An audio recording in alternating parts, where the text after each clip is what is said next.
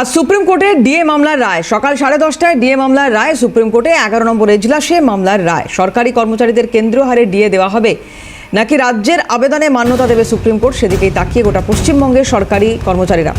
অভিরূপা হাজরা আমাদের প্রতিনিধি রয়েছেন টেলিফোনে। অভিরূপা, এই মুহূর্তে ফারাক কত রয়েছে কেন্দ্রীয় হারের সঙ্গে এবং কি হতে চলেছে আজ, কি আশা করছেন যারা দীর্ঘদিন ধরে আন্দোলনটা লড়ছেন? দেখো, আজকে কেন্দ্রীয় হারে এই ডিএ দেওয়া হবে কিনা এই নিয়ে রায়দান, যদিও আংশিক রায় দেওয়া আছে সুপ্রিম কোর্টের পক্ষ থেকে। 25% দিয়ে দিতে হবে, এই রায় অন্তর্বর্তী নির্দেশিকা দেওয়া হয়েছিল সুপ্রিম কোর্টের পক্ষ থেকে। আজকে পূর্ণাঙ্গ রায়দান। এই রায়দানের পক্ষে আদতে সরকারি কর্মচারীদের পক্ষে যাবে নাকি রাজ্য সরকারের পক্ষে যাবে, সেটাই যখন দেখার বিষয়। রাজ্য সরকার তো স্পেশাল পিটিশন দায়ের করেছিল, সেই পিটিশনেরই আজকে রায়দান।